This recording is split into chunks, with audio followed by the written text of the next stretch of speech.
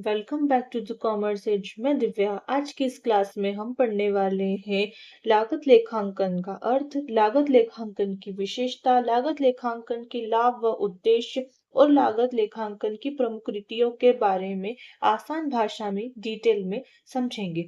अगर आप इस चैनल पर नए हैं तो अभी के अभी चैनल को सब्सक्राइब कीजिए, बेल आइकन ऑन करिए ताकि आपकी एक भी कॉमर्स की क्लास मिस ना हो। तो चलिए अपनी नोटबुक और पेन निकाल लीजिए और आज की क्लास को हम शुरू करते हैं। तो आज की इस क्लास में सबसे पहले हमारा आज का टॉपिक है लागत लेखांकन का अर्थ। लागत लेखांकन किसी वस्तु को खरीदने व बनाने में जो धनराशि खर्च होती है उसके योग को क्या कहा जाता है? लागत कहा जाता है। जैसे कि किसी वस्तु को बनाने के अंतर्गत जैसे कारखाने में नई नई वस्तुएं बनाने में और या कंपनी में किसी नई वस्तु का निर्माण करने के अंतर्गत जितनी भी प्रकार की लागतें होती है, जैसे कि कच्चा माल उन्हें खरीदना पड़ता है, श्रमिकों को उनका श्रम श्रम प्रदान करना होता है, ये अलग अलग तरह की जितने भी लागतें होती है उन लागतों को निर्धारित स्थान पर या विशेष तरीके से व्यवस्थित रूप में लिखना ही लागत लेखांकन कहलाता है। यानी कि जितनी भी कारखाने के अंतर्गत किसी वस्तु का निर्माण करने के अंतर्गत जितनी भी लागत आई है, जितना भी धनराशि के खर्च हुआ है, उन सभी लागतों का एक व्यवस्थित क्रम में लिखना ही लागत लेखांकन कहलाता है। लागत लेखांकन सामान्य वित्त लेखांकन का एक अंग होता है। जो लागत लेखांकन होता है वो क्या होता है? वित्त लेखांकन का एक पार्ट होता है।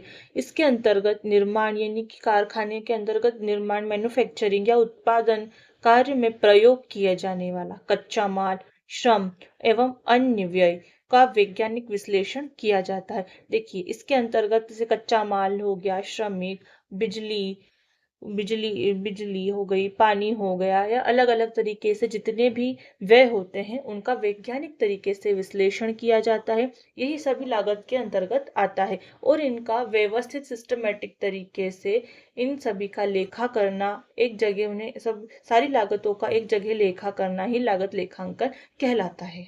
आज की क्लास का हमारा दूसरा टॉपिक है लागत लेखांकन की विशेषताएं।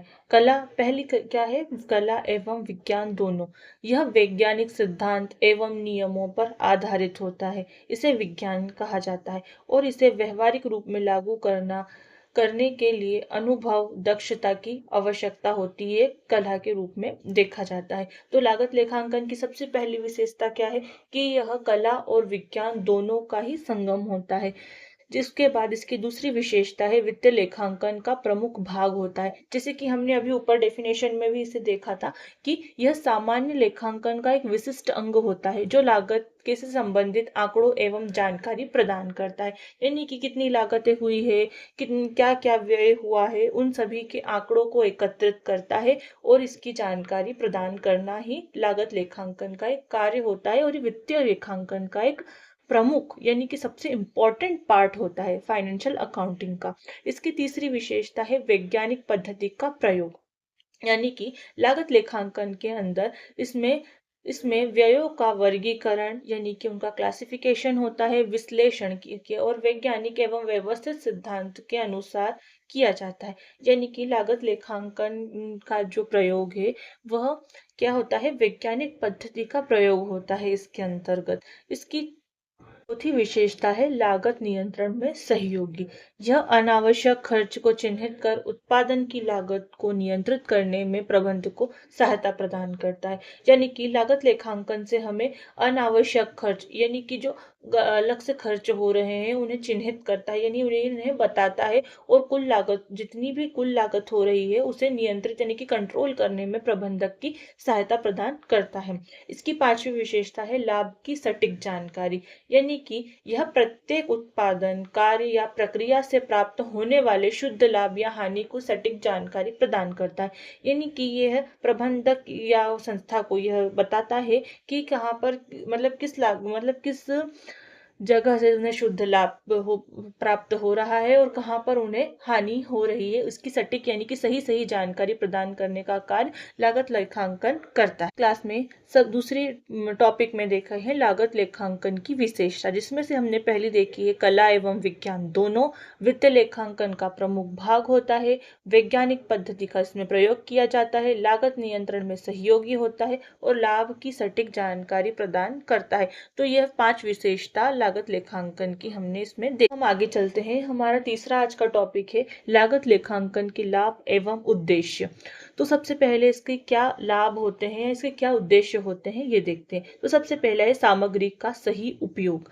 कच्चे माल की बर्बादी और चोरी को रोकने में मदद करता है। क्या करता है कि जो कच्चे माल की जो बर्बादी हो रही है उसे रोकने में या चोरी को रोकने में मदद करता है तथा न्यूनतम लागत पर अधिकतम उत्पादन सुनिश्चित करता है। यानी कि ये लागत को क्या करता है, कंट्रोल करता है, कच्चे माल की बर्बादी होने से रोकता है, चोरी रोकने से मदद करता है और न्यूनतम लागत पर ज्यादा मतलब कम से कम लागत पर अधिक से अधिक उत्पादन प्रदान करने का कार्य करता है।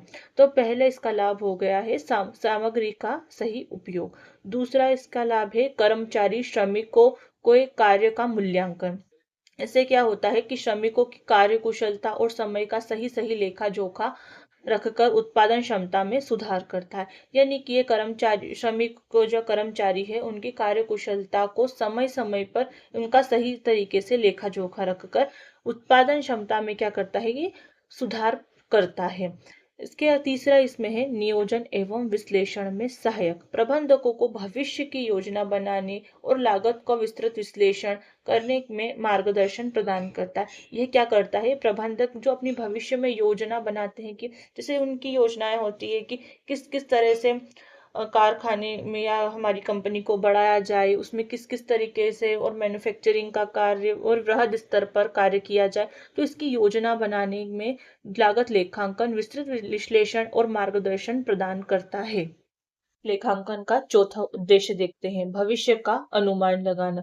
पूर्व आंकड़ों के आधार पर भविष्य के बजट और टेंडर मूल्य निर्धारण में आसानी होती है। यानी कि लागत लेखांकन से क्या होता है कि हमें लागतों के बारे में सही जानकारी और आंकड़े प्राप्त हो जाते हैं, जिसके आधार पर हम भविष्य के लिए बजट तैयार कर सकते हैं। इसका पांचवा उद्देश्य है लागत पर प्रभावी नियंत्रण।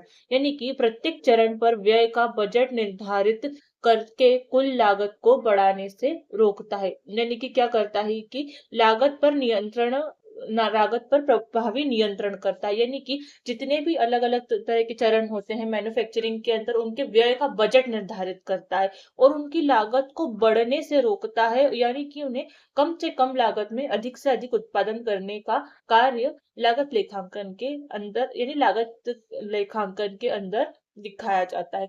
तो हमने इसके 5 उद्देश्य देख लिए हैं। इस क्लास में हमने लागत लेखांकन के उद्देश्य एवं लाभ देखे हैं। तो सबसे पहला लाभ हमने देखा है सामग्री का सही उपयोग। दूसरा, कर्मचारी श्रमिक के कार्यों का मूल्यांकन करना। तीसरा देखा था इसमें नियोजन एवं विश्लेषण में सहायता प्रदान करता है। भविष्य का अनुमान। ये जो पांचवा है हमारा कि लागत पर प्रभावी नियंत्रण। ये हो गए लागत लेखांकन के 5 उद्देश्य एवं लाभ। कि इस क्लास में हमारा चौथा टॉपिक है लागत लेखांकन की प्रमुख विधियां कौन कौन सी होती है। सबसे पहली होती है इकाई लागत विधि। यानी कि इसका प्रयोग ईंट भट्टों, खदान या एक समान वस्तुओं में निरंतर उत्पादन वाले उद्योगों में की जाती है। ये इकाई लागत विधि कहाँ पर प्रयोग में की जाती है, जहां पर जैसे कि एक समान वस्तुएं बनाई जाती है, वह निरंतर उत्पादन एवं निरंतर उत्पादन वहां पर चलता रहता है और एक समान वस्तुएं वहां पर बनाई जाती हैं, वहां पर इस विधि का प्रयोग किया जाता है। दूसरी विधि है हमारी परिचालन लागत विधि। इसके अंदर सेवा प्रदान करने वाले उद्योग जैसे कि ट्रांसपोर्ट हो गया, अस्पताल, होटल, बिजली कंपनियों में प्रयुक्त होती है। ये क्या होती है, जैसे ट्रांसपोर्ट से बस, कार, ट्रेन वगैरह, ये परिचालन लागतें अस्पतालों में, होटलों में और बिजली कंपनियों में प्रयुक्त होने वाली लागत है, क्योंकि ये सेवा प्रदान करती है। अस्पताल के अंदर, होटल के अंदर और बिजली विभाग के द्वारा, जिससे बिजली की कंपनियां हैं, इनके द्वारा क्या की जाती है, सेवा प्रदान की जाती है, उसके अंदर परिचालन लागत विधि का प्रयोग किया जाता है। तीसरी है इसके अंदर प्रक्रिया लागत विधि। प्रक्रिया लागत विधि में देखा जाता है जब उत्पादन कई चरणों या प्रक्रियाओं से गुजरकर बनता है, जैसे तेल शोधन, कपड़ा और रासायनिक उद्योग। इसमें क्या होता है प्रक्रिया में, यानी कि एक के बाद एक अलग अलग तरीके की प्रक्रिया स्टेप्स, जहां पर स्टेप्स द्वारा उत्पादन किया जाता है, वहां पर इस विधि का प्रयोग किया जाता है। जैसे कि तेल शोधन, कपड़ा, रासायन उद्योगों में प्रक्रिया लागत विधि का प्रयोग किया जाता है। चौथी विधि है इसके अंदर ठेका या उपकार लागत विधि, यानी कि विशेष ग्राहकों के आदेश पर बड़े निर्माण कार्य जैसे भवन, पुल निर्माण की लागतें निकालने के लिए इस विधि का प्रयोग किया जाता है। जैसे कि किसी व्यक्ति को अपना घर है वो अपने हिसाब से चाहिए रहता है, तो वो अलग अलग तरीके से अपने आदेश से निर्माण का कार्य करवाता है। यह ठेका लागत या उपकार लागत विधि भी इसे कहा जाता है। पांचवी विधि है इसमें विभागीय लागत विधि। प्रत्येक विभाग के लागत को अलग अलग ज्ञात करने के लिए इसका उपयोग किया जाता है। जैसे कि संगठन या संस्था के अंदर अलग अलग तरीके के विभाग होते हैं, उन सभी विभागों की अलग अलग लागतें होती है। उन सभी अलग अलग लागतों का अलग अलग से ज्ञात करना एवं उसके लिए उपयोग की जाने वाली विधि विभागीय लागत विधि के नाम से जानी जाती है। छठी है समूह लागत विधि। जैसे कि समूह में लागत विधि के अंतर्गत दवाइयाँ, खिलौनों और कल पुर्जों से बड़े समूह में उत्पादन हेतु इसका कब होता है, जब वह बैच में चलती है। जैसे कि दवाइयाँ अलग अलग प्रकार की होती है, तो उसके अंदर एक्सपायरी डेट वगैरह भी रहती है, तो उसे अलग अलग तरीके से बैच में जिसका बैच के अंतर्गत जिसका निर्माण किया जाता है। कल पुर्जे बड़े समूह में उत्पादन हेतु इस विधि का प्रयोग किया जाता है। सातवें इसमें लागत योग विधि। लागत योग विधि के अंदर कुल लागत में एक निश्चित प्रतिशत लाभ जोड़कर मूल्य तय किया जाता है। यानी कि लागत योग विधि के अंतर्गत क्या होता है कि जितनी भी कुल लागतें होती है उसमें निश्चित प्रतिशत, यानी कि एक निश्चित प्रतिशत का लाभ जोड़कर वहां पर मूल्य को तय किया जाता है। आठवीं है इसके अंदर बहुसंख्यक लागत विधि। बहुसंख्यक लागत विधि कहाँ पर कार्य की जाती है, जैसे कि जहां पर बहुत सारे उत्पादन, यानी कि बहुत बड़ी संख्या में अलग अलग तरीके से निर्माण किया जाता है, उसके अंदर बहुसंख्यक लागत विधि कहलाती है। जटिल उत्पादन जैसे कि कार, हवाई जहाज या टीवी निर्माण में जहां कई अलग अलग भाग बनते हैं, वहां पर यह विधि प्रयोग में लाई जाती है। लागत लेखांकन के अंदर हमारी 9वीं लागत विधि है लक्ष्य लागत विधि। इसके अंदर बाजार प्रतिस्पर्धा को ध्यान में रखते हुए पूर्व निर्धारित लक्षित लागतों पर उत्पादन करना ही इसके अंतर्गत आता है। यानी कि बाजार की प्रतिस्पर्धा, यानी कि कंपटीशन को ध्यान में रखते हुए पूर्व निर्धारित जो लक्ष्य करे होते हैं हमने, उसके लागत पर उत्पादन, मतलब लागत का उत्पादन करना ही इस विधि के अंतर्गत आता है। समान लागत विधि। एक ही उद्योग में विभिन्न इकाइयों द्वारा समान लागत